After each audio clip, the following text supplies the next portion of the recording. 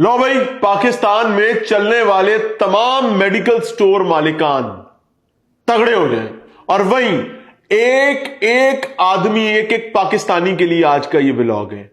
अब आपके राइट्स जो हैं वो आपको बताने का वक्त हुआ चाहता है कि मेडिकल स्टोर पर जब आपने जाना है तो आपने किन किन चीजों का ध्यान रखना है और ख्याल रखना है, और अगर नहीं हो रहा तो इसका मतलब यह है कि मेडिकल स्टोर मालिकान बदबख्ती कर रहे हैं, जुल्म कर रहे हैं। अब बाकायदा फार्मेसी काउंसिल ऑफ पाकिस्तान की तरफ से एक ऑर्डर जारी कर दिया गया है। अब पाकिस्तान में चलने वाले हर मेडिकल स्टोर को अपना जाती पहले तो लाइसेंस रखना पड़ेगा। ये जो किराए मराए के मांगे तांगे के लाइसेंस लटका के टांग के 10-10 स्टोरों पर एक ही लाइसेंस लटका हुआ 20-20 पर और उसको आप पैसे दे रहे, ये काम अब नहीं चलेगा। और कोई मेडिकल स्टोर काम नहीं कर सकता, दवाई नहीं बेच सकता उस वक्त तक जब तक क्वालिफाइड फार्मासिस्ट वहां पर नहीं खड़ा हुआ। क्वालिफाइड फार्मासिस्ट मेडिसिन की सेल्स का जिम्मेदार होगा। और ये जो हमारे यहां कल्चर है ना कि मुंडा वेला है तेन स्टोर दी ते ला दो, उससे क्या तेन क्या चल भी आ जा दवाइयां मंडिए, ये काम अब नहीं चलेगा। पूरी डिटेल आपके सामने रखने जा रहा हूं जी। फार्मेसी काउंसिल ऑफ पाकिस्तान की जानिब से मुल्क भर के तमाम मेडिकल स्टोर्स को अब अपने ही लाइसेंस के तहत चलने की इजाजत होगी। किराए का लाइसेंस अब नहीं चलेगा। अब हर फार्मेसी पर क्वालिफाइड फार्मासिस्ट की मौजूदगी हर वक्त जरूरी है। यह नहीं कि जनाब वो घर गया है सुता पे, जनाब सुसु आ गया तो वॉशरूम चला, अब वो काम नहीं चलेगा। बकायदा जी फार्मासिस्ट अगर वॉशरूम भी गया होगा तो उसे तो मरीजों को इंतजार करना पड़ेगा। जब तक अपना फार्मासिस्ट नहीं आएगा कोई भी मेडिकल स्टोर दवाई नहीं देगा। अस्पताल में चलने वाले गैर कानूनी मेडिकल स्टोर्स बंद, और अगर नया स्टोर खुलेगा तो इसे अपना ही फार्मासिस्ट रखना जरूरी होगा।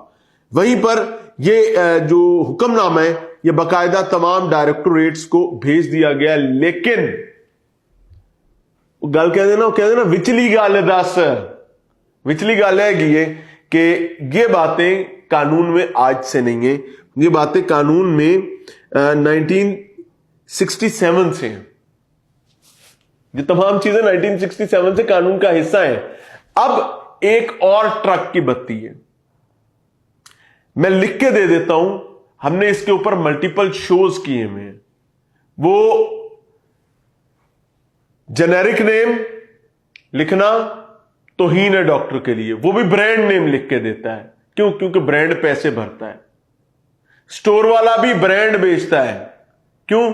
क्योंकि उसको पैसे मिलते हैं। ये जो बेचारा फार्मासिस्ट होता है ना, इसका काम होता है, डॉक्टर का काम है कि वो आपको नुस्खे के ऊपर जेनेरिक नेम यानी सॉल्ट का नाम लिख के दे, दवाई का नाम नहीं, दवाई में इस्तेमाल होने वाले सॉल्ट का, ताकि किसी भी एक ब्रांड की मोनोपोली ना बने।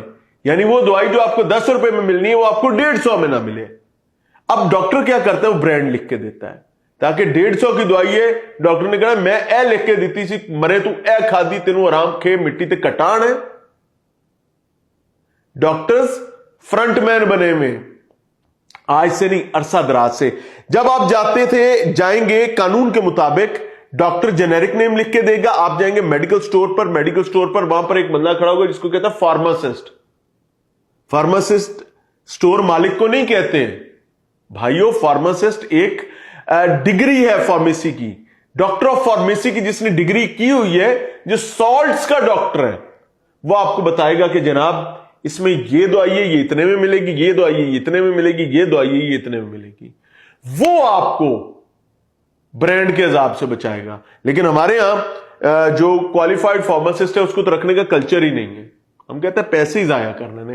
तो अब रखना पड़ेगा, लेकिन वो तभी रखना पड़ेगा जब इस हुक्मनामे की कोई अहमियत, कोई हैसियत होगी। और अगर नहीं होगी तो पहले की तरह ये कहानी फिर हवा में चली जाएगी। 4 स्टोरों वालों को जुर्माने होंगे, उनसे कोई थोड़े नोट ऐठे जाएंगे, कोई वहां से रिश्वतें चल पड़ेंगी और उसके बाद कहानी फिर वैसे की वैसे ही। तो अल्लाह करे कि कोई जिम्मेदारी लेने के लिए तैयार हो, नहीं तो स्यापा तो पुराना ही चल रहा है। कमेंट सेक्शन आपके पास इसका ख्याल रखिएगा। अस्सलाम वालेकुम।